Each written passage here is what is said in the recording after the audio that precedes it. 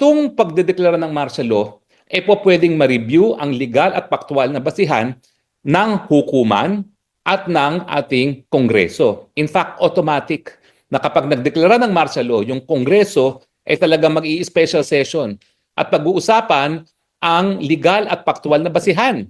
At kung walang legal at faktual na basihan, sasabihin nila walang bisaya ang pagdedeklara ng martial law. Now, yung importansya naman ng hudikatura, binigyan din ng kapangyarihan na mag-review ng faktual at saka ng legal na basihan para sa martial law, dahil nung panahon ng martial law nga, dubudulog sa hukuman yung mga kalaban ni Marcos Sr., pero hindi naman aaksyonan ng kanilang mga petisyon kasi ang sabi ng Korte Suprema, yung pagdedeklara ng martial law ay isang political question. Ito raw ang isang kapangyarihan na ibinigay lamang sa presidente at yung kanyang impormasyon na nakakalap ang siyang tanging magiging basihan ng pagdedeklara ng martial law na hindi po pwedeng paghimasukan ng hudikatura. Kaya nga, nagkaroon ng pag-abuso sa kapangyarihan. No? At ngayon, para maiwasan nga yung pag-abuso ng Marcos Sr., ngayon binago. At hindi forever ang martial law, ha? Merong time limit. Hindi gaya ng ginawa ni Marcos na parang 15 years at ang martial law kasi linif niya yung martial law in time dun sa pag-visit ni Santo Papa. So ngayon, sandali lang ang pwedeng imposition ng martial law. Now, nabanggit ko rin na yung pagtanggal nga doon sa mga presidente, dating presidente at kay Inday Sara, para bagang parang wala nang pakialam si Inday Sara at ang mga dating presidente kasama si Presidente Digong doon sa mga bagay-bagay na pwedeng advice ng National Security Council, lalong-lalo na kung merong invasion o merong rebellion na basihan para magdeklara ng martial law. So sa akin, tinanggal nila yung balakid para doon sa pagdedeklara ng martial law kasi ngayon, lahat ng mga member ng National Security Council loyal at kakampi ng presidente. Sino ba naman ang tataliwas sa opinyon ng presidente kung siya ay magdedeklara ng martial law dahil sinasabi niya may banta sa ating gobyerno, kinakailangan magdeklara ng martial law. Now, ang tanong, kaya ba talaga at legal ba talaga ang pag-impose ng martial law para mapigil ang isang malawakang rally gaya ng Iglesia ni Cristo? Well, ang sagot po, hindi. Kaya nga po naamendahan ang ating saligang batas. Kung maalala nyo, yung martial law noong 1972 dahil bigla raw inambush si JPE dyan sa Wakwak. At ito ay pag-ambush daw ng NPA. Kaya nagkaroon ng martial law. Unang-una, ngayon hindi po pwede yan nabasihan para magdeklara ng martial law. Bakit? Kasi yung assassination attempt, hindi naman yan outright rebellion. Dapat malawakang paggamit ng dahas para patalsikin ng gobyerno. So, yung mga intrigang ganyan, hindi na po pwede maging dahilan para sa martial law. Now, kasi alam nyo anong kahalagahan ng deklarasyon ng martial law? Kasi nga, magiging temporarily, ang commander-in-chief, ang presidente, ang siyang magiging mamumuno kasama ang militar. Kasi kaya nga martial law, no? Military, no? Now, dahil ang paggagawa ng rally o pagsasaganap ng rally ay hindi basehan ng martial law, pwede bang gawin pa rin yan? Pwede. Kasi pwedeng sabihin nila, gaya ng ginawa ni Marcos Sr., na nagsabwata na ang mga tao sa rally at yung mga tao na gustong patalsikin ng gobyerno kasama ng ilang mga miyembro ng hukbong sandatahan. Kapag yan ang nangyari, sasabihin nila, merong rebellion, miski wala pang malawakang paggamit ng dahas laban sa gobyerno. At dahil ang National Security Council ay lahat kakampi ng presidente, siyempre lahat sila mag-a-advise, sige, mag-impose ka ng martial law. Now, ang tanong, legal ba yan? Sa tingin ko, hindi. Pero dyan papasok kung bakit dinoble ng presidente ngayon ang budget ng Kongreso at ng Senado. Di ba? Tinaasan ng halos sa doble ang budget ng Kamara at saka ang Senador. Pagkatapos, binigyan pa na sang katutak na akap na sila lang ang magdi-distribute, no? Hindi gaya ng mga AICs at saka mga tupad na in coordination with the SWD and DOLE. Well, iyan yung dahilan kasi sa tingin ko, kapag magma-martial law ang presidente, sinong tututol dyan? Samdamukal na kwarta ang binigay nila ngayon sa mga senatong at sa mga congressman, di ba? Doesn't it make sense? Mantakin mo yung pagtaas ng budget ng Kongreso, mas mataas pa dun sa hiningi ng presidente mismo para sa Kongreso. Ano ibig sabihin nun? Ang ibig sabihin yun, gusto nilang maging sunod-sunuran ang Kongreso sa kahit anong gusto ng presidente. At kung ikaw naman ay isang politiko na congressman at senatong na merong eleksyon sa Mayo at maraming gastos, ay talaga namang tatanawin mong utang na loob yan at ibibigay mo ang lahat ng gusto ng presidente. Sa suma total, miski walang basihan, ang Kongreso, bagamat may kapangyarihan na magsabing walang legal at paktual na basihan ng martial law, boboto lang yan. Oo, merong legal at paktual na basihan yan.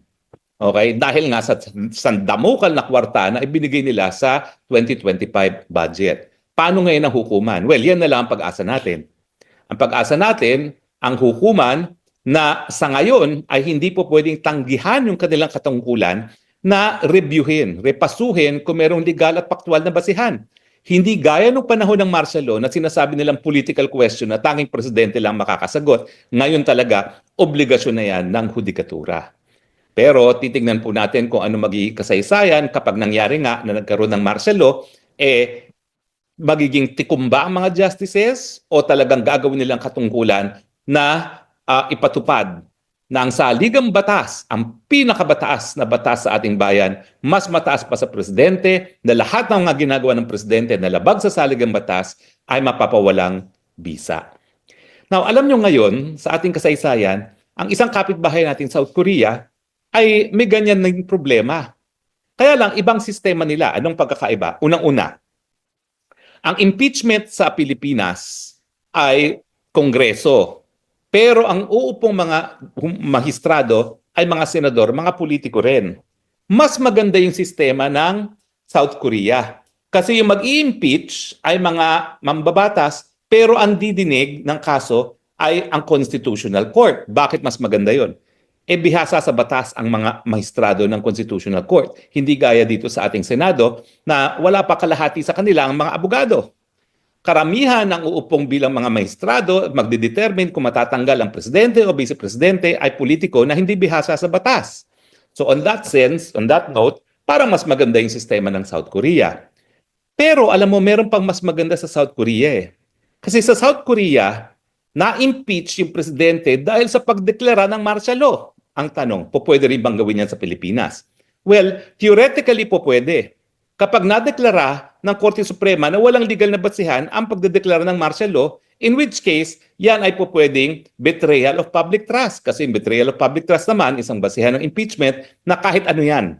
Pwede, basta yan ay paglabag sa sinumpaang katukulan na itataguyod ang saligang batas. At siyempre, pag ikay nagdeklara ng martial law na walang legal o kaya naman ay paktual na basihan, yan ay betrayal of public trust.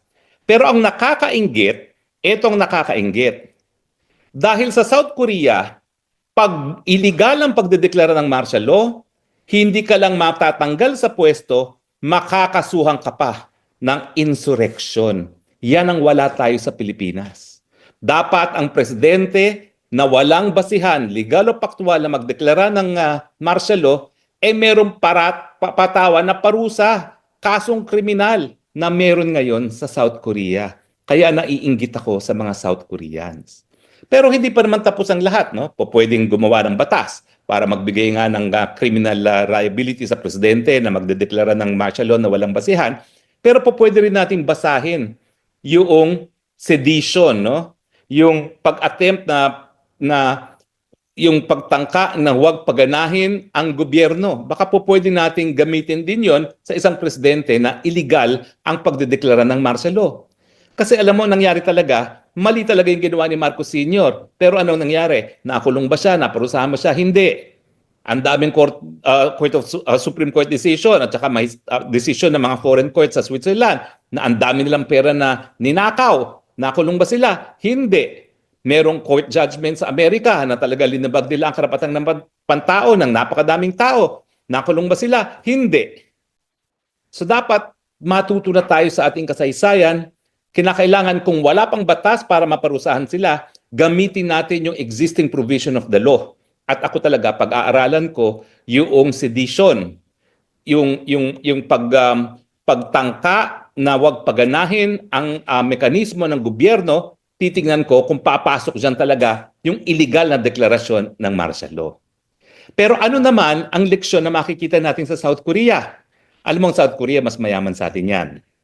So may mga nagsasabi na yung aktivismo namamatay sa mga mayamang bansa. Bakit sa South Korea? walang tigil ang kanilang mga pagrarally, malalamig pa nga ngayon ang panahon doon dahil winter. So hindi totoo na kapag mayaman ang bansa, namamatay ang aktivismo.